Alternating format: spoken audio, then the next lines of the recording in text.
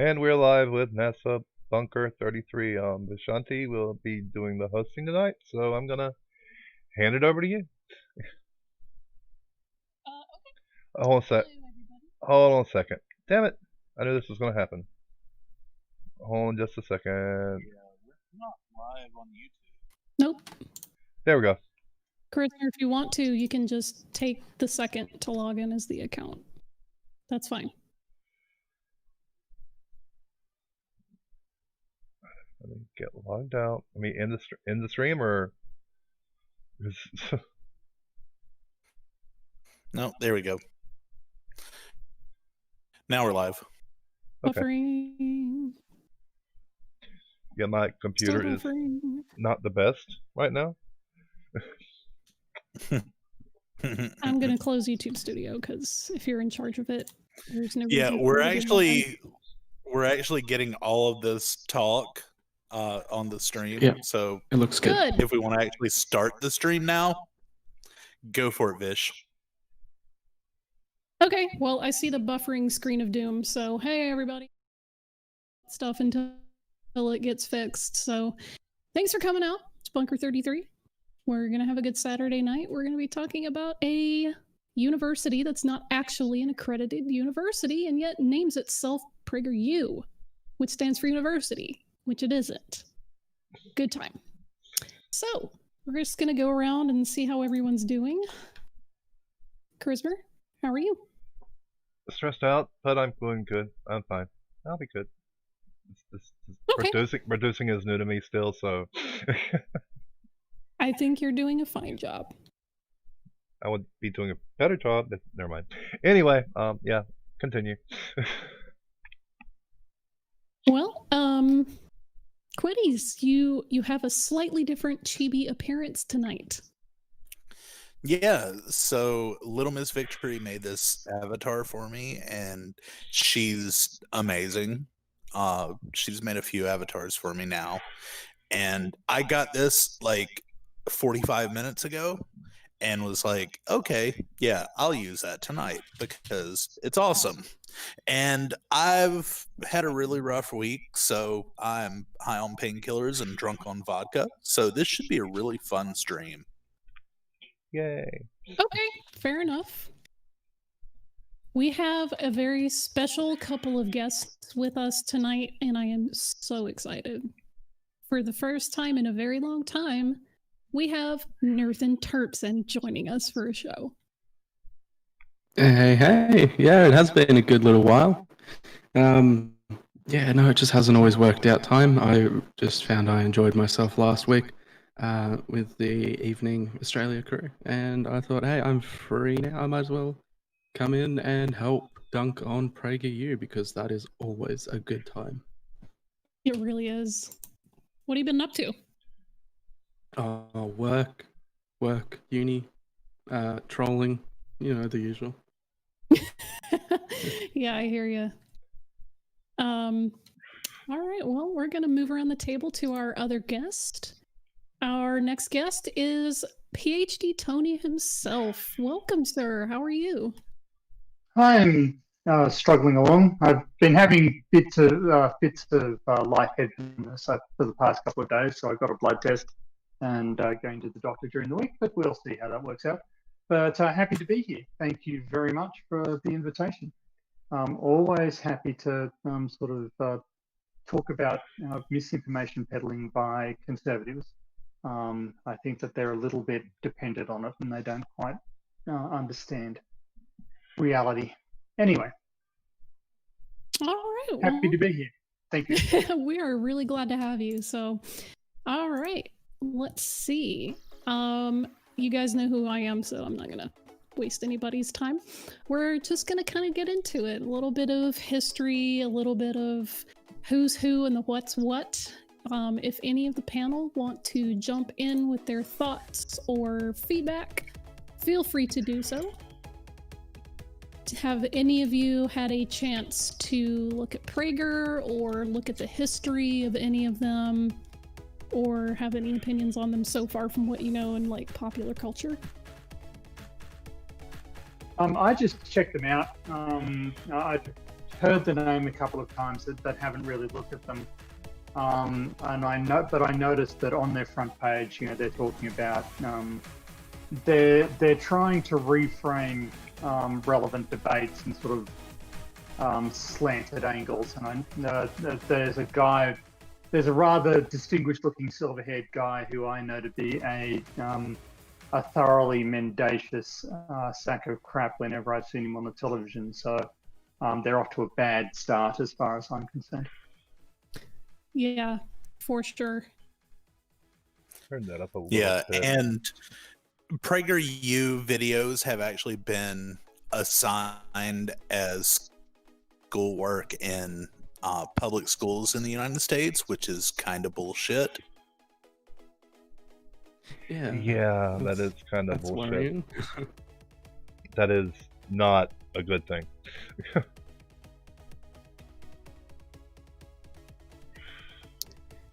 Yeah. Yeah, no, I've had some of my favorite interactions with PragerU is when they try and redefine terms. Notably, recently they tried to redefine what it meant to be a trans man, and it backfired massively, and God. they deleted everything. So, yeah, it was really fun. Tell us more about that, because I don't have all the details. So they went through and tried to say, trans men will never be women, and when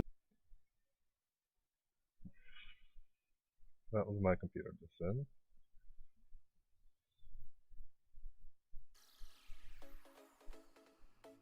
male would never be a woman, they're using trans men wrong, and they tried to push this, and yeah, like I said, it backfired really big on them, and that was all over Twitter for a while.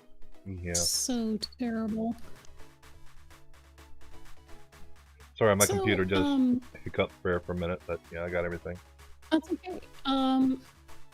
Yeah, we had a hiccup for a second. The chat just caught on to that. So, okay. So, what we're gonna do, I think, despite every bone in my body telling me not to, we're gonna need to watch at least a few seconds of a PragerU video to give you guys an idea of what we're dealing with here. I hate this thing, but we have to do it. Mm-hmm. So, Christmas. This is not a fun subject, by the way. No, it's not. But It's yeah. not. It really Yeah. isn't. We're gonna fuck them up tonight. So yeah, Christmas, just play as much as you can stand, I guess. Maybe 5 to 10 seconds, maybe less, maybe more. I don't know. 1 second, maybe. Okay. Well, let's set ourselves a target of at least 30 seconds. Yeah. And see how we're doing. Yeah. Let's everybody sit on our hands, bite our tongues, and go for 30 seconds. We can do it. We Hold can our do it. breath. We can do it. We can do 30 seconds. We can. I'll just take another swig of vodka. That's cheating, but Good. okay. Yeah. 30 seconds with of vodka. Who is Dennis Prager? And why do so many people love him? As the producer of the Dennis Prager radio show, I have to go ahead and stop right there. Why do so many people love him? Because he pays them a lot of money to love him. Yeah, exactly. We made 10 seconds. You gotta give us credit for that, PhD, Tony. You gotta. No, I'm not. That's a hard fail. I said 30 seconds. If you think that claim is the most outrageous or hard to stomach claim, you have set your standards way too high.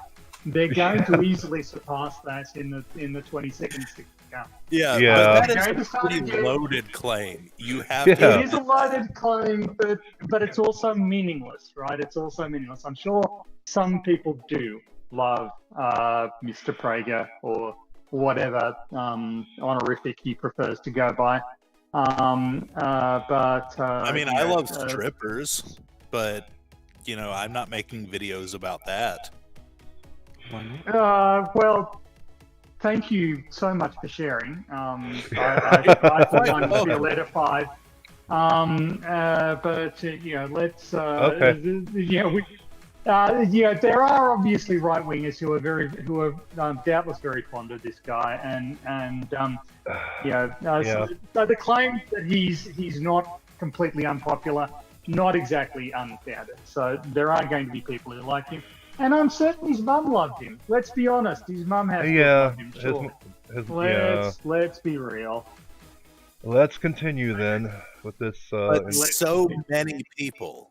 I mean, he does make that claim. Why do so many people love him? No, he just said, "Why do So- people?" Why, no, he didn't say That's so more many. than 3 people.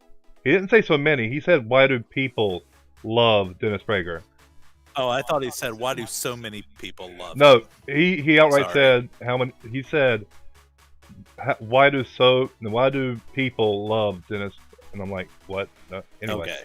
Anyway. Okay. So yeah, that people can be more than one. So why do 2 people love Prager? His mother and his father. Anyway, getting back to the Yeah. video. Sorry about that. That was I jumped the gun there, but okay. That's my fault. Oh. And the co-founder and executive director of Prager University, I have given this second question a lot of thought. Here is my answer. Luck. Unadulterated. Good fortune. It is not luck. Oh my It god. could be this. Through his radio show, his writing, and now PragerU, he changes the way you live. For the better. He makes you a better person, a better father, a better son, a better mother, a better daughter. Name another public figure who does that. So let's return to the first question. Who is Dennis Prager? Born in Brooklyn, New York on August 2nd, 1948, he is the second son of Max and Hilda Prager, 2 worldly Orthodox Jews. Max, Yep. Okay. So before he goes into this, I'm gonna summarize the video. Dennis Prager was born to a Jewish couple. He is a conservative. He tries to push what he calls Judeo-Christian values. He does them in 5-minute little sound bites here with cute, snappy little clip art. And they're meant to be bite-sized to keep your attention. He has a radio show. He started PragerU. He's a propagandist, basically. He acts like a journalist because he writes articles and does guest spots on stuff. He's not an authority. He does not have an accredited university, but people look to him for their propaganda machine, even though, ironically, he ignored Trump this entire, cycle. He intentionally distanced them from him because it's outwardly really offensive and puts people off. So he makes But he also palatable supported Trump in conservatives. private. Yeah. Oh, he well, of course he supported did. him. But Trump's brand of blustering is just, it puts people off. And Prager's target demographic are college students. So he doesn't want to turn them off. So he makes palatable right-wing views to them. Yeah. Yeah. Generally, yeah. So, Yeah, his target with the videos is people who don't know that much about politics. Hence the titles of a lot of the videos. Like we were talking in pre-show, one of the titles is "What is the Electoral College?" and it has 50 million views on YouTube because people, especially after 2016 when Trump won the Electoral College but lost the popular vote, people wanted to know what the hell is the Electoral College and why is Trump elected even though we didn't vote for him. So that was a way for him to get his views into the public by having such a palatable video for college students and people that don't really know that much about politics. yeah, but in this video, the very beginning of it kind of deified him in a way. Just the way he speaks about him is just completely unpalatable. putting it mildly. Yeah, for anyone that knows American politics, then it is extremely unpalatable. But for people who don't know who he is, for people who don't know American politics, for people who don't know that much of the difference between the left and the right political spectrum, it's very palatable. Yeah, Mhm. yeah. Well, anyway, enough about that video. I left the description up for a couple minutes there for everyone to see, the description. But yeah, I guess we'll switch over to one of Vishanti's little documents, and while that plays, I'll let this play in the background. All right. Which article? Which one? I guess the very first one, inside the right-wing YouTube empire that's quietly turning millennials conservative. PragerU, Venice. Yeah. Okay, so basically that article, it's discussing kind of an overview of what and who Prager is, and kind of it goes into a little bit more about why he's doing it. So he takes a video and makes about like 5 minutes of people talking about, oh, PragerU changed my life and they're so great. And what they do, and this is how they disarm people in their resistance to like modern progressive ideas, is that instead of putting out a video that says, oh, the police are racist, they'll put out a video saying, are police racist? And then they'll have a bunch of black people who don't experience racism tell you, no, they're not racist. And then they'll throw out a bunch of bullshit statistics that are cherry-picked and go, see, because a few people don't experience it, because every single person doesn't experience it, it doesn't exist. And then, your young conservative goes, well, yeah, that sounds right. I mean, it just sounds like a bunch of, evil left-wing people complaining. Yeah, that The sounds quote about from the right. article is, I believed people would harass me just because of the color of my skin, says a black man. The Candace Owens show helped him stop thinking of himself as a victim. Yeah, This well, guy, so there's a lot of, and this is, so I come from the background of having been raised a religious conservative. So I can see the mindset here, and the reality is that, as a white male, I can confidently state that racism and sexism have had zero negative influence on my life. I've never been a victim of either of them, and I've never really seen them. So if you come from that background, you could just go, well, it isn't a problem. And if whenever anybody says they are a problem, you just go, oh, well, that's some rabble-rousing troublemaker or somebody with a victim mentality, and then you can just easily assert, as the vast majority of Australians do, that there's just not an issue with either of these. And if you can find some person of colour who will feed into that narrative, that I set myself apart from people of the same racial background, and I was able to achieve more than they did because I just applied themselves to it and didn't put myself in victim mentality. There's at least one news anchor on Fox who does exactly that.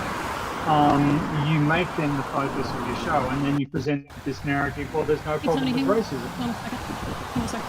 Hey, Charisma, the chat cannot hear us talking because the traffic on the loser video is driving us out. Oh, sorry about that. I'm going to... Yeah, there we go. Okay. I just muted it. Okay. Hopefully that fixes it. Yeah, anytime we loop a video, just make sure that they can hear us first. Okay, Yeah. Sorry about that. Tony, go ahead.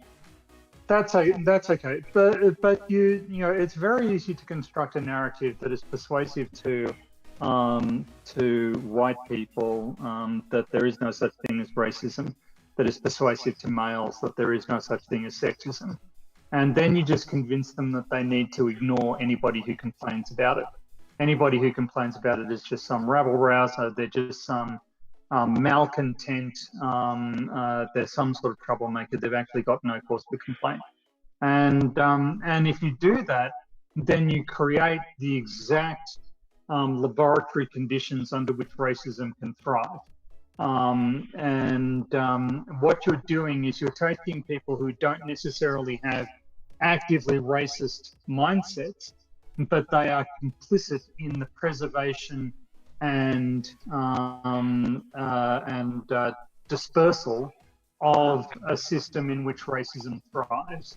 Yeah, so to sum up for the chat, because they couldn't hear us for like 5 minutes, what PhD Tony is saying is that he grew up in an environment where he didn't experience the kinds of discrimination because of his appearance, because of his class, because of his race and all that. And he realized that just because it doesn't affect him personally or people like him doesn't mean it's not real. And that is a large idea of what's going on in the modern conservative and far right-wing propaganda circles, is that, well, for a thing to exist, it has to affect every single person of that class. And they're going to come out and say, well, look at these isolated incidents. It's an exception, which means this thing doesn't exist. See, this group isn't being discriminated against because look how many of their people are successful. And it's so insidious the way it undermines your trust in people who are trying to tell you about the problem. Yeah, so. and there's just this inherent bias. You know, like there have been plenty of reports by organizations such as the United Nations Human Rights Commission or the or Amnesty International that will give Australia a very bad report card. And when I was growing up, I thought, oh, you know, these external bastards, they have no idea. You know, they're just, sure, we just make jokes that people need to develop a thicker skin, etc., etc.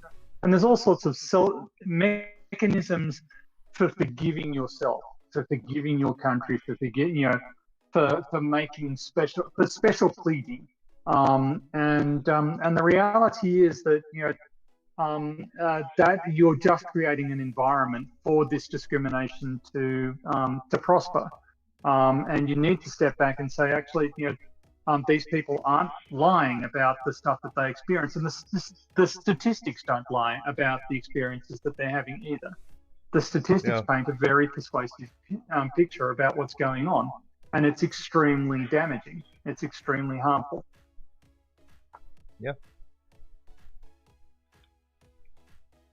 Boomer is probably tearing his hair out in the chat. Well, we finally got the bot working. Finally. Right. So, Yay.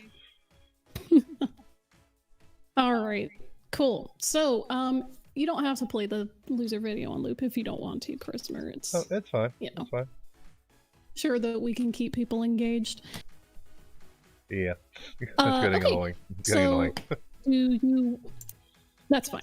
Okay, so the video that they were here to put out was called Changing Minds. And from the article, it says, it sounded like an appeal to young people who feel isolated or attacked for their conservative beliefs. Once they're hooked, they continue to receive more information that affirms that identity and belief, which happens to be Prager's belief. So, you know, people are notorious for getting out of high school and being kind of sheltered. They go to this liberal, scary college and hear liberal, scary ideas, and then they go back to their community and they don't know how to deal with liberal, scary ideas. So any kind of reaffirming confirmation bias type content that they can get their hands on is always extremely soothing to them. I went through something similar before I kind of broke out of that level of programming and realized that progressive ideals are not a threat. They are a mechanism for fostering equity among all people.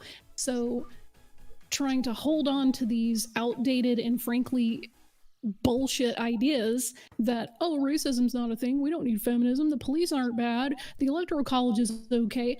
Holding on to that stuff just because it makes you feel safe means that you get to ignore injustices that are happening just so that you can feel comfortable with yourself. Well, I will say that the concepts themselves aren't threatening, but they can be presented in a very accusatory fashion, in the sense that people who hold these ideas can be made to feel that they themselves personally are evil people for doing so. Well, and at the counterpoint to that is that in some situations, people do need to be made aware that they're being culpable by not actively working to undo the harm.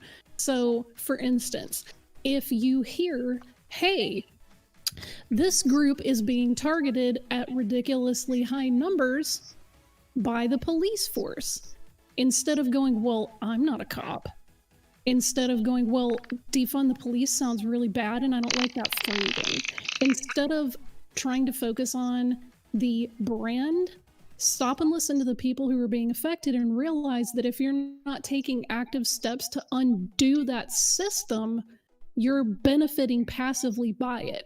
So yeah, people don't want to hear, well, you're an evil piece of shit. Okay, cool, I gotcha. However, there are times and situations where the harm has been so great that you kind of have to verbally needle people in a sense to get them to realize their position in that system. Well, I can see that, but you also need to have them stay at the table long enough for you to present your case. Are they even at the table though? Well, no, they're not. And one of the reasons that they would throw up for not being at the table is that people just tell them they're evil / worthless. And I do understand the moral justification for confronting this sort of belief. And I found that argument persuasive until recently. But I think that we are, a large portion of the people who vote for Trump are people who understand that the system isn't working well for them, but don't really understand why. But there are also people who aren't going to listen to people trying to educate them because they see the discussion as a personal criticism rather than as an education that is designed to try and help them. And so we need to find a way to, I think we need to find a way to broach the conversation in a way that will allow this exchange of ideas, this exchange of thoughts to occur. Because we're not going to be, I think that it can be solved with education. I think that there is strong factual basis behind a lot of policies that the average American would regard as left-wing. But I believe that we can make that argument factually, we can make that argument rationally, as long as we get people to listen to us for a while. Well, and in order to do that, I want to bring up that we just, in this country specifically, obviously, we have been defunding and crippling our education system and cutting it off at the knees for a very long time. And we complain about education and people succumbing to, propaganda and not being able to recognize when things are propaganda, but then we don't really address our educational structure. We continually take money away from not just teachers and teaching facilities, lunch programs, the arts. We don't only do that stuff. We just talk about how, oh, well, teachers are shitty. They're bad teachers. Or we undermine them by countermanding verified empirical facts with a religious teaching or a cult belief or an extremist rally. People can be absolutely taught with rational things. I completely agree. I'm a super proponent of that. But as the saying goes, you can't reason someone out of a position they didn't reason themselves into. There is a very strong contingent of people on the right wing who want to participate in these emotionally charged rallies and public demonstrations, and the t-shirts that are like "fuck your feelings" and "you low snowflake liberal." They want to be in that position. They like that feeling of dopamine and power that comes from lashing out at other people and making themselves feel good and going back to their insular community about it. Those people cannot be reasoned with in an educational setting because they didn't get there by reasoning themselves into it. There's an element to that, but I feel it's very easy for us to say that people who disagree with us are being irrational, or they're being ignorant, or they're being unethical. And one of the more challenging aspects is to try and understand how an ethical person might have gotten to the position that this person is in, because being unethical is actually not that common. Being willfully unethical is not actually that common a choice. People often get there by having different moral axioms. Conservatives, for instance, have about 4 additional moral axioms to people on the left. I've said this a few times. There's a paper out there called Mapping Moral Choices, basically everybody agrees that the world should be fair and that people should not harm other people. And people on the left, people on the left, that's it. That's all they care about. People on the right add purity, obedience to tradition, obedience to authority, and there's another one in there somewhere, as equally valuable moral precepts, which makes it somewhat difficult for people on the left to understand the moral decisions that the people on the right are coming to, because they seem to esteem things that don't make any sense to people on the left. Yeah, and there's a reason for just me personally. Obviously, I can't speak for even the majority of the left, but for me personally, I did come from a very extremely right-wing upbringing. I didn't have people who were the rally types or anything, but I grew up in a state that is heavily Southern Baptist, and because it's heavily Southern Baptist, there are certain ideals that are pushed as being one and the same as Christianity, and you can't participate in a good religion and not have these certain elements there. Like, there's just a complete ignoring of the past. In like 40 years ago, 50, 60 years ago, abortion was not a conservative issue. It just wasn't something people cared to talk about much in the public arena. And then it turned into a conservative issue because it was, oh, hey, we can get a huge block of voters by tying this into an evangelical talking point. And lo and behold, you find almost all of the evangelical congregations pushing an anti-abortion stance. Yeah, it's the Southern strategy, exactly what Wodentoad said. That is having cascading effects that we're still dealing with today, because there are people who legitimately internally believe that you cannot be what they term a good person by pushing abortion, because they've bought into the mindset, well, it's murder, you're killing a human being, and that's wrong. So you've conflated these two issues into one, when scientifically they're not even close to being the same. So people's internal like ethical choice of like, oh my god, murder is bad, has become tied so much up into this talking point that they can't even look at it objectively anymore.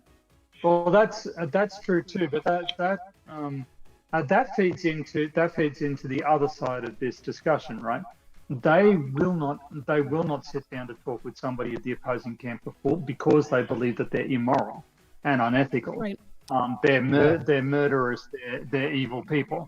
And if we do the same back to them, then we're repeating the mistake that they've made.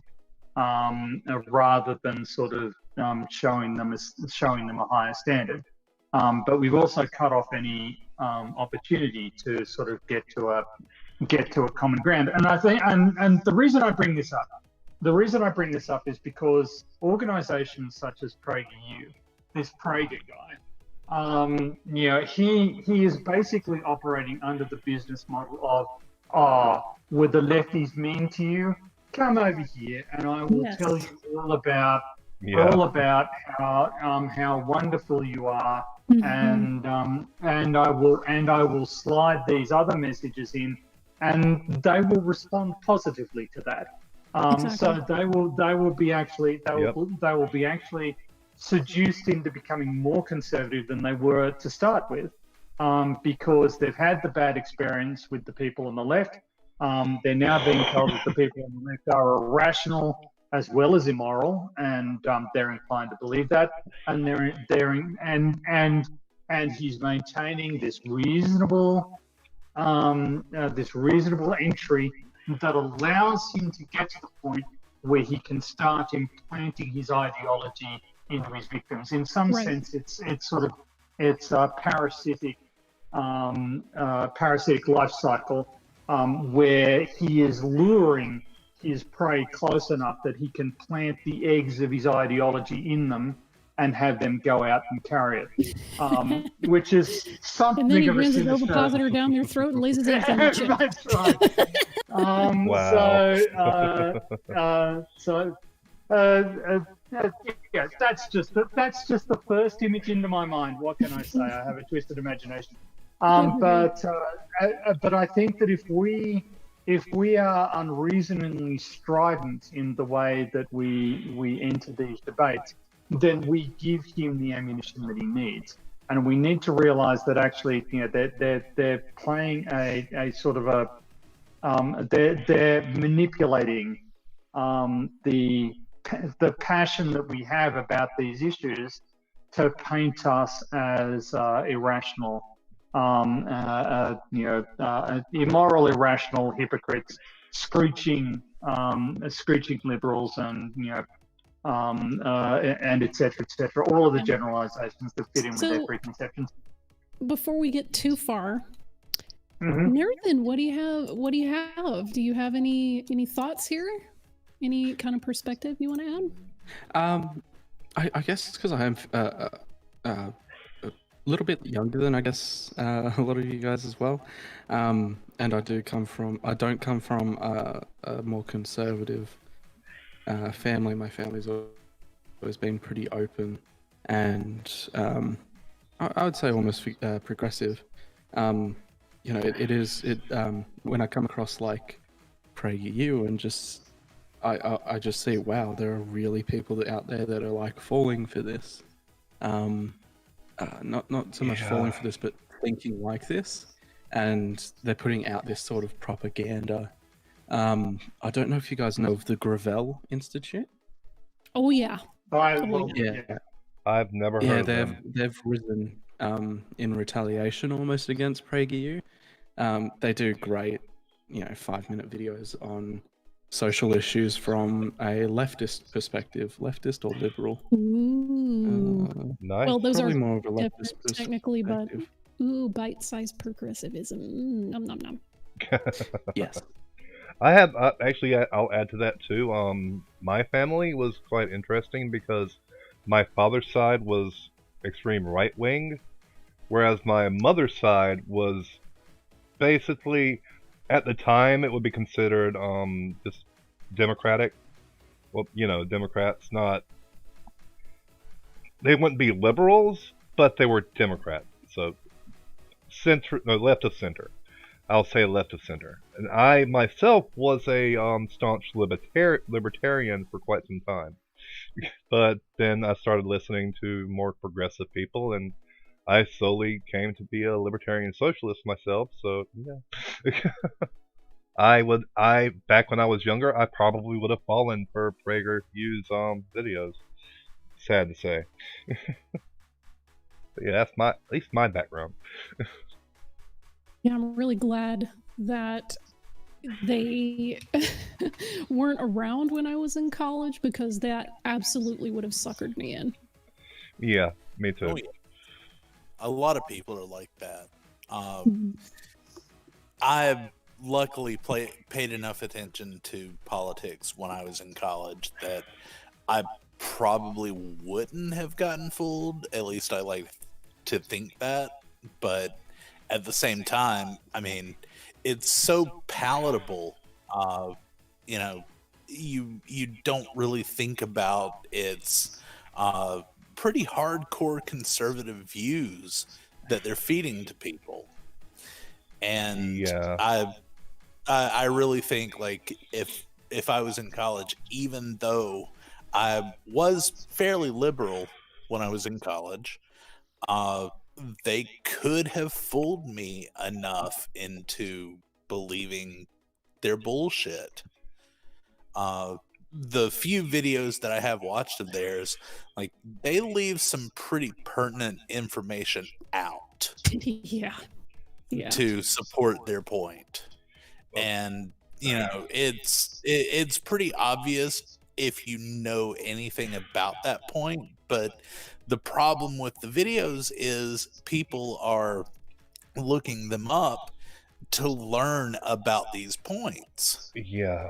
learn about these topics. So the people that are watching them, they aren't the ones that know these minute details that they leave out of these videos. Yeah, and you've got people, we've seen it all the time with flirts, we've seen it all the time with these woo peddlers.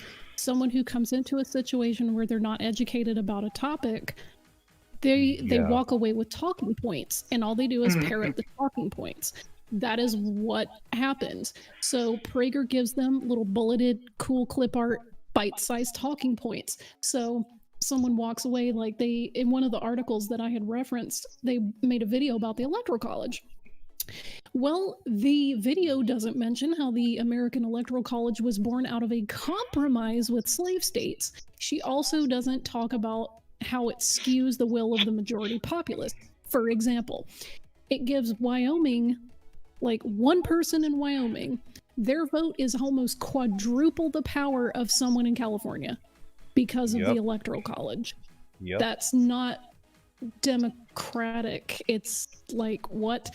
So she also, the person who had talked in that video, claims that the Electoral College thwarts voter fraud, but that's what? Citation needed. Yeah, but never mind, because it's a short video and it's quick cuts and zippy graphics. So how many of you are familiar with the 1876 US election and the rise of Rutherford B. Hayes? Because if you aren't aware of what happened in the election of 1876, I do recommend that you look it up. Because that election was simply stolen by an editor in New York, by a newspaper editor in New York, who just rang up the states in which that had not already announced election results and got the electors to commit to being CBS. corrupt. So it's so the US has experienced faithless electors in its past. Ooh, video, Charisma. Yep, I got a video for that. Give us that good. American presidential election of 1876. Mr. B presents Then I can shut up and you can play that. American. What's that? Then I can shut up and you can play that. Yeah. History. The 23rd presidential election in American history took place on November 7th, 1876. Boy, was this one controversial. Let's get right to it. President Ulysses Grant actually considered running for a third term, and he would have been the first to try, but he ultimately decided against it. This is probably a good idea since his administration continued to be accused of corruption and faced many scandals. Plus, the economy sucked. The country was in the middle of the Great Depression. Well, that's what they called it back then. After the real Great Depression happened in the 1930s, we now call this financial crisis the Panic of 1873. So Grant was smart to decide against seeking a third term, but who would take his place? When the Republican National Convention assembled, several candidates were What's that? I was You just I was gonna say that the way that he refers to what they called a Great Depression, it's like, oh honey, you got a big storm coming. Yeah. So like we had to we had to go back and retcon their Great Depression because it wasn't depression-y enough. Yeah. Oh, America. And then we get the actual quote Great Depression, and then it's like, oh, we're gonna be fine. And then 2008 happens. Well, you know, it's the same with wars. World Like, War I, we had yeah. the Gulf War in 1991, and it wasn't Gulf War-y enough, so we had to go back and do it again in 2003. And don't forget the war to end all wars. Now named the World War One. World War One. Yeah. The Great War. Great War. Yeah. The Great War, the better war. It's like that History of the World video where he's like, oh, it's a great war. We won't need a sequel. Yeah. Yeah. Sorry. on the ballot. Anyway. James Blaine looked to be the early favorite, but many Republicans argued Blaine couldn't win the general election. Eventually, they settled with Rutherford Hayes, the governor of Ohio. Rutherford was another Civil War hero, having fought with bravery and even getting wounded 5 times during the war. He was known as a reformer. Plus, his beard was amazing. The Republicans chose William Wheeler. I do gotta say he did have an epic beard, but anyway. That is a pretty from New York as his running mate. The Democrats were feeling much better about their chances now that the economy was in ruins and Grant's friends had messed up the Republican image. They were fired up and passionately supported Samuel Tilden, the governor of New York. Tilden was known as a new type of Democrat, a bourbon Democrat. Bourbon Democrats were basically classical liberals who supported things like free trade and the gold standard and opposed things like imperialism. The Democrats nominated Thomas Hendricks, the governor of Indiana, as Tilden's running mate. So this election looked like a battle of governors. But wait, there's more. A new political party called the Greenback Party had emerged to offer a third option. We have War of the Governors. Oh no, look, it's coming out from the side with the chair, the Greenback Party. Oh no. Sorry, just had to get a little WWE going there. They wanted inflation through printing paper money called greenbacks and were quite anti-monopoly, bringing these two issues into the national spotlight. They nominated inventor and entrepreneur Peter Cooper for president. Cooper was an interesting fellow. I mean, that beard. I love it. That was an epic. God damn. Is a beard. Like, he needs to be an honorary member of the Beardsmen. Yeah, right that needs to be now. like your patron saint. Absolutely. Yeah. Where That yes, is a beard. No, That's a beard. They're definitely bringing their A game. They're certainly making me look bad. I get enough crap from the rest of the beardsmen as it is. Like, that's the neck beard to end all neck beards right there. Yeah. It looks like someone wearing a lion costume.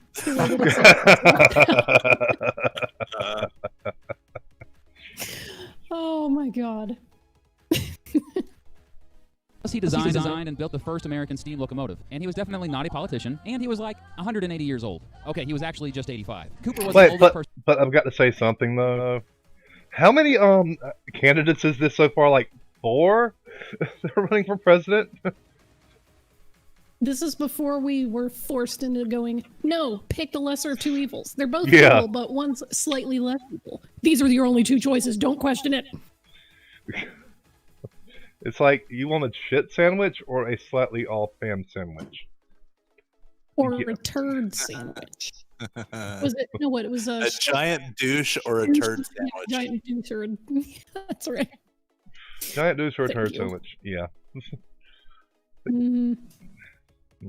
Person ever nominated for president in American history. Okay, enough about him. Oh. His running mate was Samuel Fenton Cary, the former representative from Ohio. As most third parties go, they stood little chance. Meanwhile, it was shaping up to be a very close race between Hayes and Tilden. The two actually didn't campaign much and left that to their supporters. This election would mark the first one in which the new state of Colorado could participate in. However, since it became a state in August, its state legislature, who happened to be Republican, chose the electors. In fact, this was the last election in which any state picked its electors this way. Keep this in mind when we look at the results here in a bit. And here are the results. Oh boy, we have a mess here. At first, it appeared as if Tilden was going to win. By midnight, he had 184 of the 185 electoral votes, and he led the popular vote by 250,000. Republicans called foul play, though, saying that in southern states, Democrats were using intimidation and bribery to get African Americans not to vote. Democrats also accused Republicans of not counting Tilden votes, but 20 electoral votes were disputed in 4 states: Florida, Louisiana, Oregon, and South Carolina. Congress created an electoral commission to investigate and resolve the dispute. The commission had 5 U.S. representatives, 5 senators, and 5 Supreme Court justices. 5 of the members of Congress were Democrat and 5 Republican. Of the 5 justices, 2 were Democrat and 2 Republican. And David Davis, the 5th justice, I mentioned him in the last episode. This doesn't sound familiar at all. No, not at all. Wow, I'm really glad that this is a one-time thing. It gets better.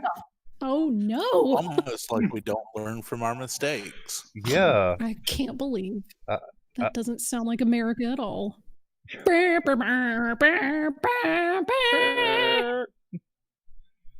should have been our opening today. We should have recorded that and just us singing that just us singing it like that, and yeah, that would have been perfect. Outro. Next time we do something political, we got to do that. Nathan, please don't judge us based on this one stream. Yeah. Anyway, back to the video. Episode.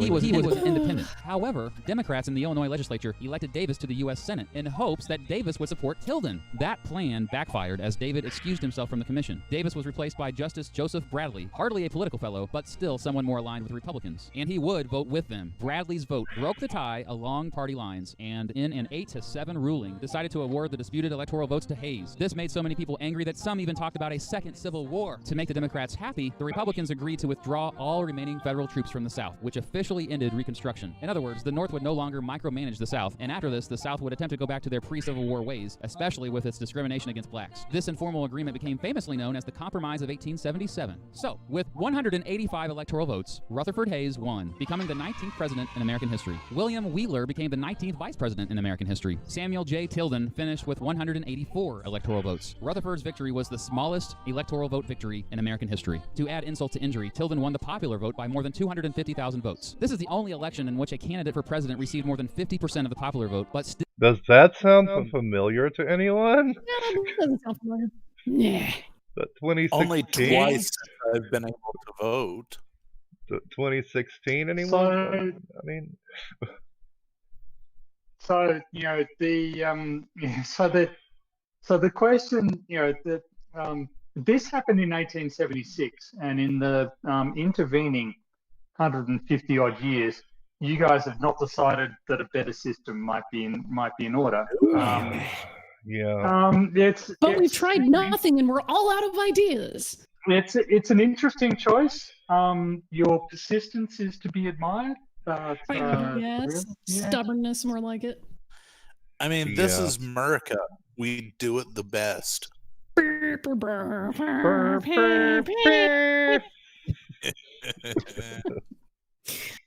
Oh God. So to kind of circle back around to how this relates to Prager, these are the kinds of in-depth facts and research that they're not going to give you in a 5-minute bite-sized clip art snappy video. Yeah. They're going to brush over things like this to try to make it sound like their particular spin is the right one. Their one of the articles I had referenced talks about at PragerU, the police aren't biased against black men, and man-made climate change is debatable, and find the $15 minimum wage is bad, and the gender wage gap doesn't exist, and the South turns Republican had nothing to do with race at all. And they've hosted a few videos like, just say Merry Christmas, because there's a war on Christmas, even though Prager's a Jew, but whatever. And they get all these really really horrible right-wing people on there to talk about shit they're not qualified to talk about. Good times. Just look at what I'm looking at right now. How the Left Sees the World, Power, Race, and Class. That premieres not tomorrow, but Monday, I believe. Yeah. Price Transparency, How to Fix Healthcare. How much you want to bet they're going to say? The one video that really just got my hackles up was, "Are the police racist?" That was the title of the video. And that just sent me off on some crazy rant, because the very way that they have phrased it tells you exactly how full of crap that it is. They don't say, is the institution of American policing racist? Yeah. They ask, are police racist, meaning individual police. That's right. Of course you're going to go, well, no, there's plenty of not racist police. And they're going to completely take away from the fact that the actual structure was based out of slave patrols, runaway slave patrols. That's where it grew out of. That's not just someone making up a fact to be whiny. It's like, they're not going to tell you that because they want to make it an individual's problem when it's a structural problem. Or like videos like minimum wage costs me my job. They cherry pick the data. They cherry pick one person who happens to be running a business, and that person went under because they had to pay minimum wage. I don't know. I haven't seen the video yet, so. But I'm guessing. Guessing. That's another thing. Go ahead. Sorry. That's at least what I'm guessing that entire video is going to be about. Without even looking at it, I can guess.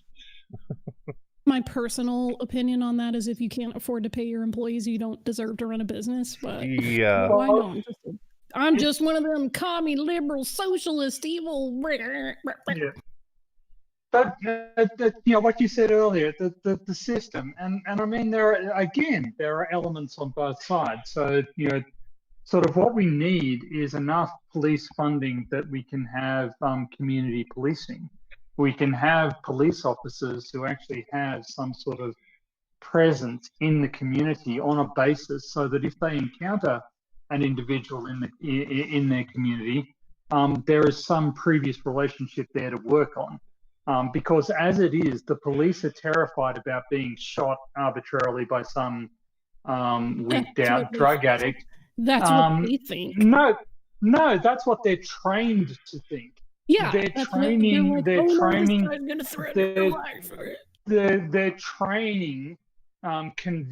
terrifies them, convinces them that if they're within 30 feet of a suspect, that suspect can knife them to death before they have time to get their weapon out, because in their training, that's what a martial artist did to them with a chalk stick.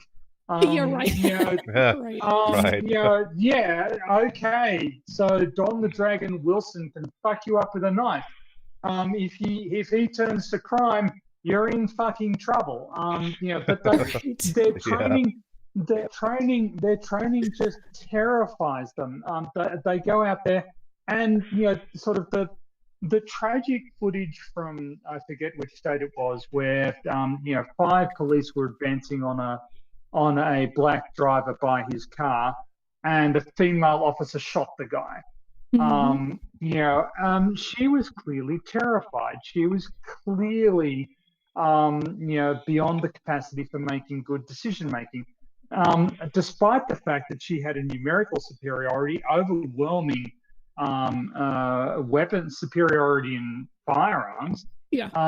And the guy just twitched in a way she didn't like, and she shot him 2 times because she was terrified. And obviously, black people who come into contact with police officers are correspondingly terrified. They believe that their lives are on the line, and you've got two groups of scared people in close proximity.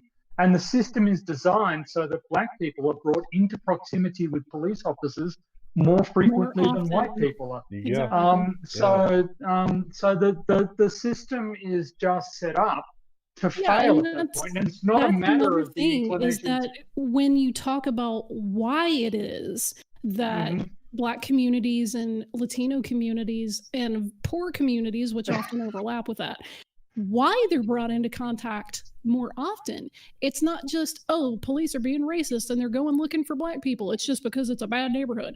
You have to talk about redlining. You cannot get away from structured, intentional discrimination that's been put into policies. Otherwise, you're going to completely just go, well, if we just train the cops better. No, it goes deeper than that. If you don't talk about redlining, your discussion about police brutality is not going to go anywhere. Yeah. You're just going to keep running around in circles going, yeah, but these cops are good, but these cops are bad, but these cops are good. It's like, rah. Since we're already talking about this, since we're already on the subject, how about this one? Police go where the crime is. Oh my God. That fucking title makes me want to flip this table over. Me too. Honestly, me too. But, I mean... Well, they go where the crime is. The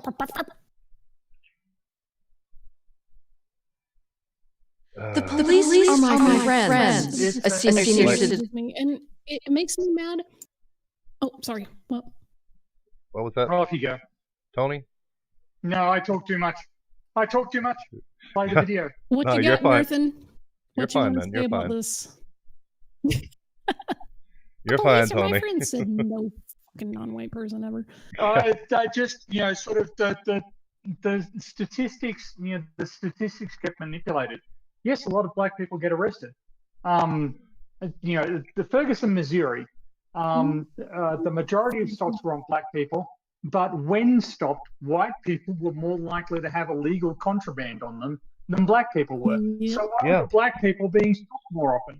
To pivot off of that, what's really just infuriating is that black people are incarcerated for marijuana violations at astronomically higher rates than white people. Meanwhile, literally white yoga moms get on Instagram and peddle their medical marijuana fucking businesses. Yeah. Like, dude. That's why I'm really glad, America seems to at least be struggling to try to decriminalize marijuana. It got past the House.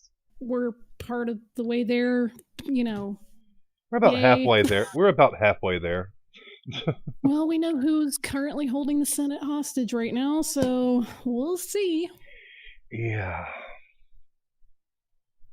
But anyway, back to the video, or Prager. It's really hard for me to watch that. I was gonna pivot onto a slightly different topic for that, just because there's another aspect to his propaganda machine where he talks about religious values and stuff, and he calls it Judeo-Christian values. We hear that so many times over and over, Judeo-Christian, and if you don't sit there and think about it for more than 20 seconds, you go, well, yeah, Christianity kind of sort of came from Judaism, so that makes logical sense to me. But there is no such thing as Judeo-Christian. And I know that's going to rock a few boats, but one of my favorite threads ever on this topic is from a rabbi who's on Twitter. Her name is Danya Rutenberg. And she talks about how not only does that phrase try to pit Christians and Jews against Muslims, but it completely ignores 2,000 years of Christian oppression of Jews, and it ignores developments of Judaism in the Middle East and Northern Africa, and it talks about just how none of these values are the same. And I can link the thread if anybody's interested. But she talks about the historical migrations of people and how that influenced their scholarship, about how, living in exile changed the way that Jews view their texts and how they codified their beliefs. And then, she goes through the history of the Crusades and the Inquisitions and the pogroms. And she's like, these could not be different value sets. And anybody who goes around saying, oh, Judeo-Christian values, they're good and you should, be promoting them, have no understanding of either Christian or Jewish values to try to squish them together like that. So, yeah, oh God, Ugly German Truth just hit it in the chat. Prager loves to tell people they should be Christians, but he never converted from being Jewish. And Ben Shapiro does the same thing. So, it benefits them personally to promote this because they like having evangelical money. Like the video that he was promoting for, what was it, like changing views or something like that, it ends with a whole donate to our organization thing. He wants your money.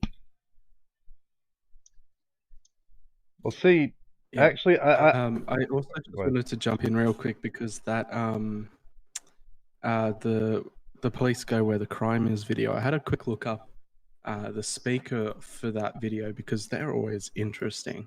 Heather MacDonald was the speaker for that.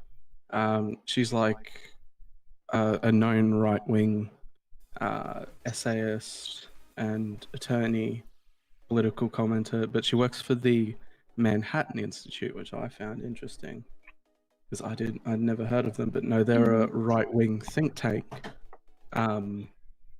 who was founded partially by the director of the CIA under Nixon. So it does speak kind of volumes where these people are coming from, what institutes they work for, and you know where these kind of ideas were formulated. Yeah, for sure. You have to look at not just what's being spoken about, but who is speaking about it. Like, who are they? Where do they come from? Where do they get their education? Where do they get their money from? yeah, you've always got Money, money, money. follow the money. Mm-hmm. Always got to follow the money. Yeah. God, looking at you scroll through these videos just makes my soul hurt. Me too. And Candace Owens is... Don't even get me started on Candace Owens. Well, you see, because this black woman is saying that, you know, racism doesn't exist, then it must not. She would know, right? Yeah, exactly. Exactly. Didn't she win a lawsuit against her town's mayor and son because they were like using racial slurs at her and threatening her and stuff like that?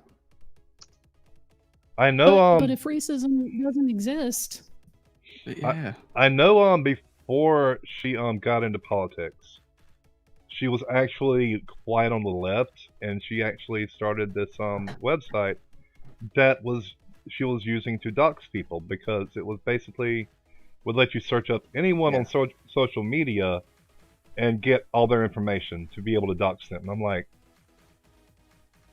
what? she's also pushing anti-Semitic conspiracy theories about George Soros. Yeah. Which here's another great one. She said the Southern strategy is a myth that never happened. What? What? Yeah, exactly. We live in the same reality. Apparently not. Apparently not. Apparently not. Yeah, because the Southern strategy. I mean, yeah, it never happened. Nope. The Democrats were never conservative, and the Republicans were never liberal. That means Abraham Lincoln was Abraham Lincoln was a Democrat then, because that's because he was liberal. I mean, that whole thing was Nixon and his cronies trying to get Southern votes because they didn't like the civil rights movement. That was the whole thing. And they were like, yo, we're going to run the most racist candidates ever. Hey, George Wallace, you should run for everything. And people in the South were like, hell yeah, you should run for everything. And didn't Candace Owens defend Hitler? Then when she was questioned about it in front of Congress, lie? She said, I never said those things, and then the congressman played the clip of her saying it. Yeah, that happened. Yeah, Candace Owens is a piece of work. Idiot. Yeah, that too. I mean, if y'all want receipts, there's one thing in this world that I've got. It's receipts, and I got them on Candace. Yeah, Candace just is. I can't stand her. She is the Republicans' black friend. If you don't know what I'm talking about, ask a racist, why he's not racist. Oh, I've got this black friend. I can't be racist. Yeah, Candace Owens is that black friend. She is the right's black friend. Like, no, I can't be racist because Candace Owens exists. Or the right can't be racist because Candace Owens exists. Or any other black, like Ben Carson, for instance. He's the same thing. I mean, it's ridiculous. Yeah. She had, where is it? She said, oh, well, Hitler only wanted to make Germany great again. Yeah. That was her whole thing. Yeah. And it's on video. He just wanted to make his country great. Bitch. Do you know how he went about trying to accomplish that? Well, the problem word in that sentence is only. He did definitely want to make Germany great again, but that's not all he wanted. He wanted other things to happen as well. And a lot of the other things, and sort of the things that he thought needed to happen in order to make America great again, were a part of the problem. It's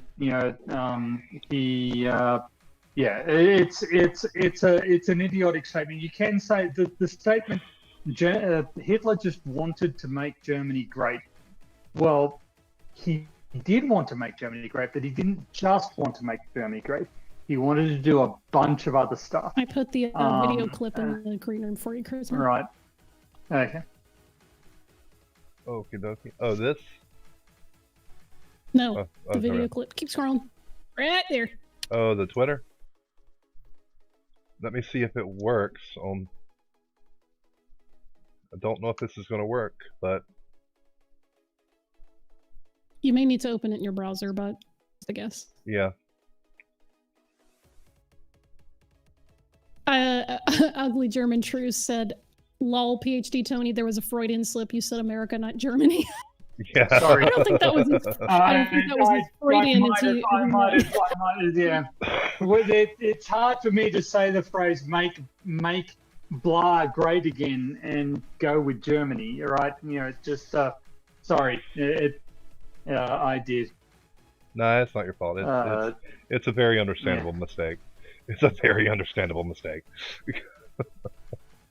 Yeah, here's her clip. Yeah, I agree. I actually don't have any problems at all with the word nationalism. I think that it gets the definition gets poisoned by elitists that actually want globalism. Globalism is what I don't. So when you think about nationalism, first people think about at least. That's what Hitler Anti-Semitic wanted. trope alert. Anti-Semitic trope alert. Wah, wah. The word globalism is an anti-Semitic dog whistle. For those of you that don't know, it is code for globalist, quote, elites, quote, Jewish money, quote, Rothschilds, all this like secret money power running all the governments. They control all the governments with their evil Jewish Illuminati money and Satanism. Yeah, pretty much. Yeah, it's just a dog whistle. In America as Hitler. He was a national socialist, but Hitler just wanted to make Germany great and have things well. Okay, fine. Problem is that he had dreams outside. Yeah. See, the thing Just let me scream into the sky. Oh my God. Can I have a response to that? So this is the distinction between nationalism and patriotism. Patriotism is love of one's country, and depending on the country that you're in, that might be an entirely noble sentiment. Nationalism is the assertion that your country is in some sense superior to others, that the interests of the people of your country supersede the interests of people from other countries, and that's the distinction. And that's why nationalism is toxic and patriotism isn't. Yeah. Right? The patriotism, affection for the place where you grew up, fine, no drama. Just boop, 1 moment. Chrismer, the chat says that the video's echoing really bad. Oh, a second. I'm not sure if that's a thing that you can fix, but just bringing your attention to it. Go ahead, Donnie. Let me see.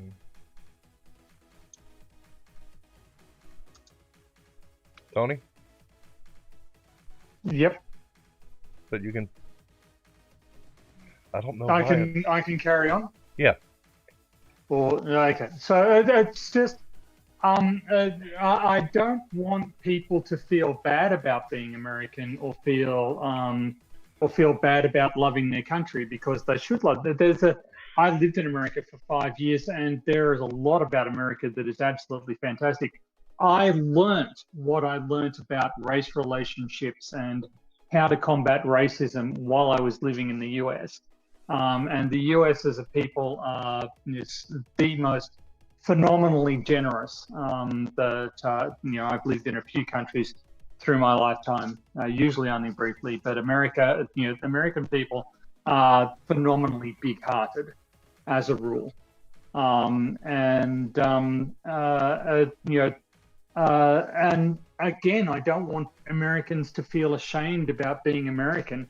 The problem comes when you go on about how much better than everywhere else America is, or Australians who go, Australians like to pretend that they're not actually egotistical about Australia, but try and shut them up. Try and shut up an Australian. They fully believe that Australia is just the best place in the fucking world, and they will drown you in verbiage about it. Okay, Nerthan, what is your comment on that? Is it true?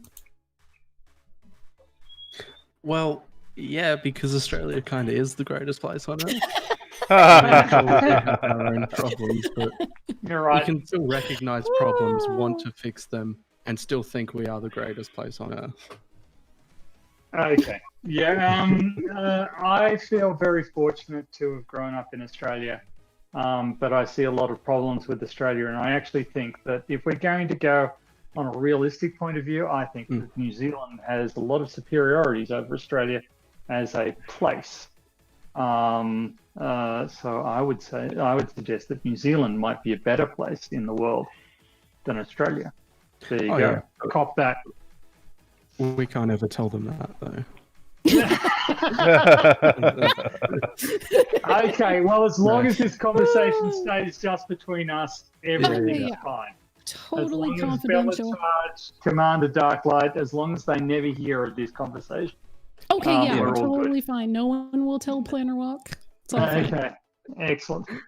Yeah, it's funny that America. I like being American. It's pretty cool, but I will say that I gotta laugh at anybody who thinks that we're better than literally any other nation because we simply don't have health care for our citizens. So, lol. Yeah. Well, I'm gonna have to mute the music to play the video then, because it's probably bleeding through my voice meter. But yeah, that'll be fun. Finish this video then. Of Germany. He wanted to globalize. He wanted everybody to be German, everybody to be speaking German, everybody to look a different way. That's not, to me, that's not nationalism. So thinking about we could go bad down the line. I don't really. She's spewing out bullshit so fast I can barely keep up. So wait. Yeah. Quote, George Soros globalism is bad because reasons, but his globalism where everyone fucking spoke German, not bad? Because reasons? No, she's saying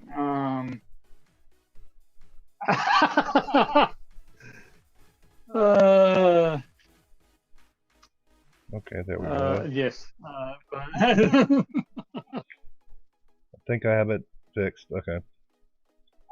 What she's saying is that actually it's the globalistic.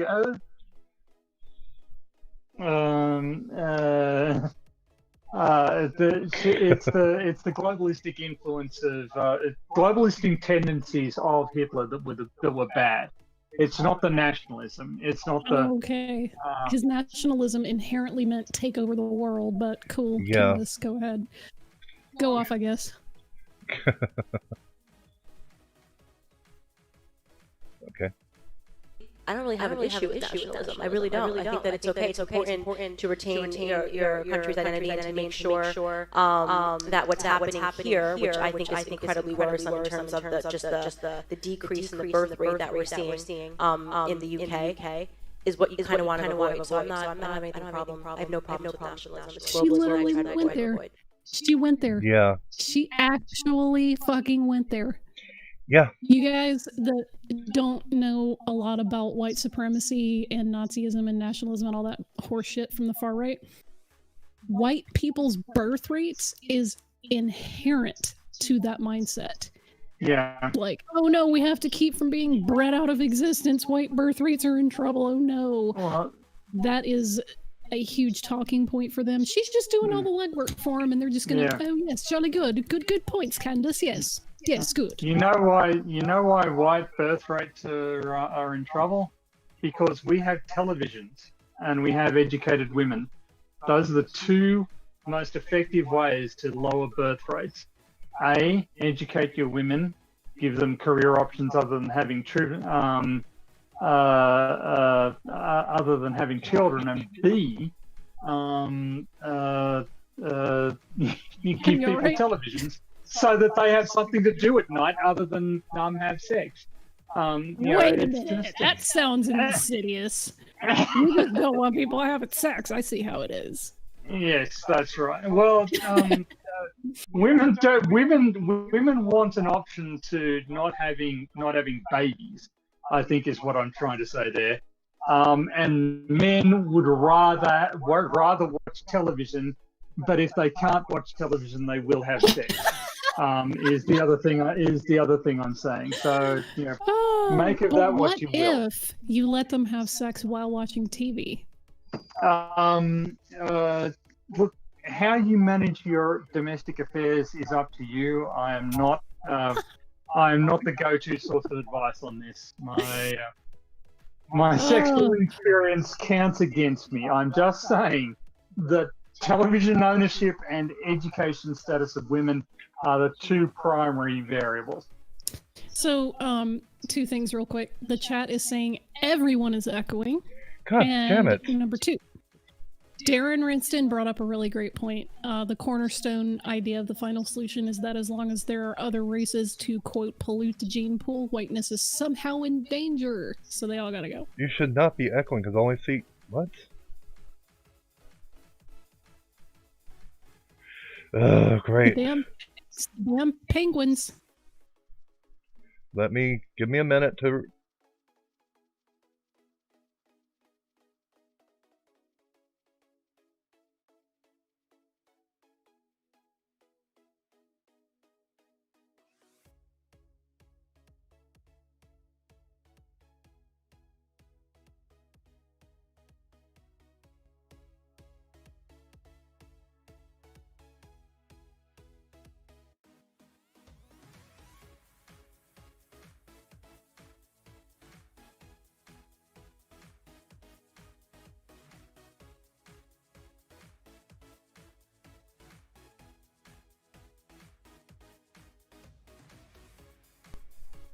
Okay, they should hear me now.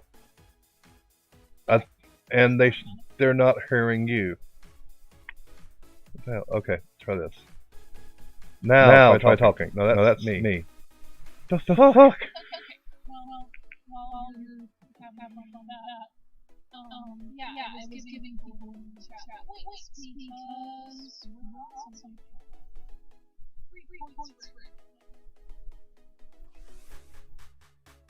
Okay, and voice out. Talk.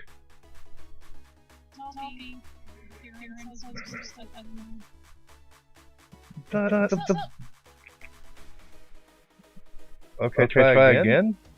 It just why did it? There. Okay. What? You should not be echoing now. But I, on the other hand, am echoing. Okay, I shouldn't be echoing anymore. They should hear you just fine. There wouldn't be a 33 stream if there wasn't technical glitches, so nice that we're keeping that tradition alive well. Are they hearing Us? There is there's a delay right here, so it seems that we're good now. The chat seems to say that we're fine and not echoing, so. Okay, good. I was scrolling Oh, down. and- I was scrolling down the Twitter feed for this, and it's hilarious. Oh yeah, the replies to that are pretty great. Like this one, but I love what Facty in the chat was saying. The room you're in is so big. It's actually not a room; it's a hallway. We got tired of dragging all the equipment down the corridor, so we just went screw it and set up shop in the hall. Yeah. Yeah. We just kind of got tired of carrying everything. I mean, do you know how much this table weighs? Like, this thing is heavy. So yeah, kind of circling back to the original, point here, just kind of looking at the idea that Prager, they know what they're doing when they're putting these videos together. They know how to market them. They do snappy editing and snazzy visuals and quick cuts and cute graphics, but they're not giving you all of the relevant information, and they're doing that on purpose because it's propaganda. And they're playing the long game. They're trying to hit college students at a very vulnerable time in their life where you're the most open to finally expanding your worldview. You're finally getting into situations where you're ostensibly meeting people from different race and class backgrounds, people from other nations or other parts of your country, and you're learning about their life experience and how it relates to you. And that's the point where you're really most vulnerable to either going into an echo chamber or kind of stepping outside of your own upbringing to learn about other people.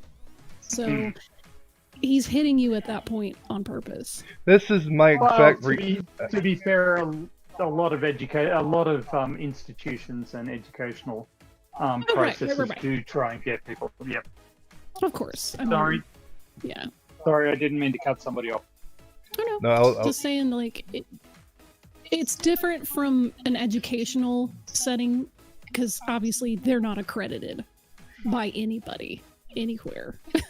So he sets himself up as having, quote, a university and all this stuff when it's disingenuous to even try to claim that. But it's not like, oh, we're sending you to college so you can get an engineering degree. You know, that's an engineering degree on the face of it is not going to radicalize somebody. No. Whereas, you know, PragerU, their end game is to push people in a direction that motivates them to propagate more of their worldview. So. Yeah. I'm just loving this thread. Sorry. Yeah, it's a really great thread. Did we want to look at any more of their videos, or did we want to discuss any other elements from kind of what they're doing or who Prager is or any of that? Well, I had this one about them claiming that the mail-in ballots are somehow, can't think of the word. I can't. It's that. Did you see that little banner under their video where it says "Donate to Stop Censorship"? My dude, you're literally broadcasting to millions of people on YouTube. You're not being censored. Oh my God, get over yourself. Okay, their definition of censorship is anything that stops me from making $1 off this video. That's their definition of censorship. Demonetization is they claim that censorship is the same as demonetization, which it isn't, because I don't know if you notice, if you search PragerU, like I'll do it right now. I'll do it right now. PragerU. I get PragerU. All that censorship. PragerU, Mr. Beat, NASA Bunker 33. You should go sub to them right now. Wow, we actually showed up if you searched PragerU, the third video. Nice. Cool. Hello, randoms. It's because I use the tags to kind of. Vosh is awesome as well. You should really sub to Vosh if you haven't, because he's awesome. Then you get Hakeem. Then there we go. PragerU, PragerU, PragerU, PragerU, PragerU, PragerU. Sean, another awesome YouTuber. His son Abi, another good YouTuber. Sean. PragerU. Yeah, they're really censored. They're really being censored. Yeah, look at all that censorship. Darren Rinston is exactly right. Their idea of censorship is anyone in general not agreeing with them or just questioning them in any way. There you go. Exactly. That's exactly it. You said something mean about us. Censorship! Then you have Sir Sick for some reason. That's for me. Okay, never mind. you just want to... We don't like that someone's counteracting our propaganda. Can we just watch a Sir Sick video to end it? I wish. I don't think he would come after us, but... But yeah, the top one is PragerU. The top... Wind down if you want. We don't have to, drag this out into infinity. I put the link to the media bias fact check about Prager in the side chat, and it literally rates them as extreme right wing and not very low, but low on factual reporting. Yeah, but they have reasoning, extreme right propaganda, poor sourcing, mixed fact checking. Yeah, that's the thing with them. They sometimes do have decent fact checking. But it's also the Texas sharpshooter argument in that regard. Mm-hmm. They'll just pick the facts that agree with them. Yeah, the fact check website also explains they're a non-profit, but it's funded through donors like Hydraulic Fracturing, I think they meant fracking billionaires, Dan and Ferris Wilkes, and the Lyndon Harry Bradley Foundation, which advocates for low immigration and human influence climate change denialism. Yeah. Well, fracturing is fracking. It's the same thing. Oh. Fracturing is just the technical so term. Form. Yeah, it's the full form of it. Fracking is just a short-term form for it. Yeah. Yeah. So yeah, we can. can. Also love. Yeah. Quoting sources from Breitbart, which is. Nazi, but Yeah, neo-Nazi. Whatever. Yeah, they're a neo-Nazi group. Yep. Yeah. Yep. Yeah, we can wind down the night because it's already been an hour and a half. So yeah. Well, let's get some final thoughts. Quiddy's had to step out for tonight. He was not feeling well, so we wish him health. PhD Tony, what do you got for some final thoughts? Well, I think I tried to express everything during the stream, but I kind of think that we need to not give people on the right an excuse not to listen to us.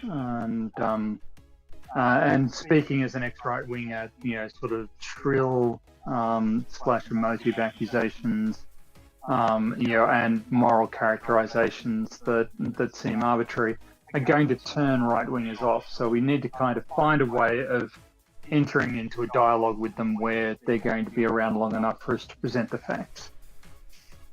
Yeah. All right. That's some good points. What do you got, Chriser?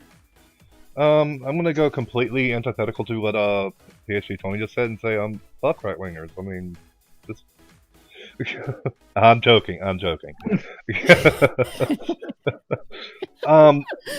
Fuck right wingers who really, they some of them can't learn, others can be taught, but most of coming from a very American standpoint, I live in the deep south where all I see are right-wingers every day, and frankly, I have no patience for anyone who willingly supports Trump even after everything he's done. So right-wingers, yeah. Then they'd have to support a Democrat. Yeah, they blame Democrats for everything, so, I mean... Because I don't... I'll split the difference between the two of you and say that it is exhausting to put the burden on progressives to deal with right-wing propagandists and people who are kind of buying into it, having to deal with them on an individual basis and meet them where they are, while they're content to just brush off everybody that's not right wing as a collective. That's exhausting. That takes way too much time. We are not a monolith. I moved from literally the buckle of the Bible Belt in deep Alabama to Huntington Beach's environments. Like, I don't live in Huntington Beach, but I'm close by. And that is a KKK holdout. It's a stronghold. It's people, literally, I see them driving up and down Beach Boulevard with their Trump flags. It's not California's some liberal haven. It's literally huge, huge pockets of right-wing and Republican holdouts. And I have to come in contact with that. And they have taken over some of the immigrant communities. Like, they've heavily recruited from Vietnamese populations, because if you speak to someone who's originally got family from Vietnam or is from Vietnam, they're petrified of going into a communist setting because of their experiences there with like Ho Chi Minh and all that stuff. So they've preyed on that fear of, oh God, the socialism that these leftist evil people want is exactly the oppression that you escaped from. So they're going to vote Republican because of that. And it's awful. You have to expend 3 times the energy and resources to try to reason with people to get them out of that stuff. It's an uphill battle. It's exhausting. Yeah. But it can be done.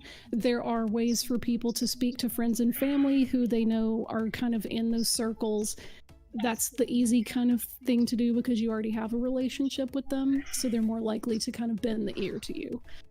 Take advantage of that because it can be profitable, even if you're just kind of putting a bug in their ear and go, hey, listen, did you know that, whatever you listen to is not the whole story? Have you tried looking at blah? You can kind of get to people that way. You don't have to, foist it all off on an organization. So there is hope for some of them. There's not hope for some others. You kind of have to use your judgment on that. But yeah, you're both right. We're going to wrap, I guess, with Nerthin. What you got? Well, more than anything at the moment, at this point in time, I'm annoyed at PragerU and their consistent, climate change denial pushing rhetoric.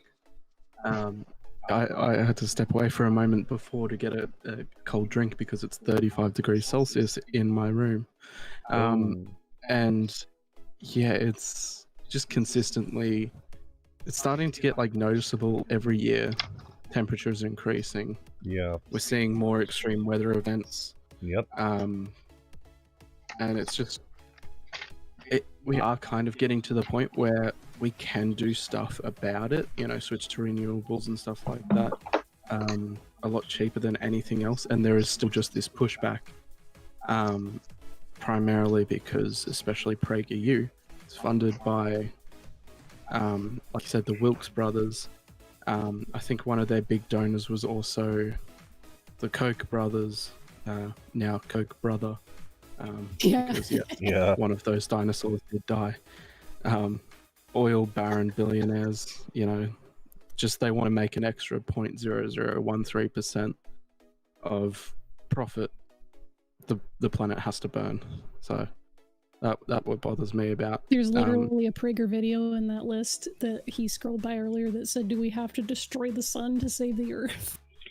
Yeah. Oh God. No, it's, if you want to take a PragerU video and break it down into a format, you look a hypothetical, a straw man, then misused data to apply a conservative skew on a solution. So it's, yeah. You can do that to anything, and that will be a PragerU video. We should make parody videos. There's a meme format for that I've seen in some circles, so we'll have to pick that up. Yeah. All right. Well, I just want to thank you again, Nerthin and PhD Tony, for coming by. We're honored to have you guys around, and you're welcome anytime. Obviously, Nerthin being on the Illuminati. And PhD Tony, come back whenever you like. Feel free to drop us a line. And thank you to everybody that has come out and hung in this chat with us and borne with us while we got the bot working and the audios and all that stuff. So yeah, we love you all. feel free to share the video around, or if you want to recommend topics for us to talk about.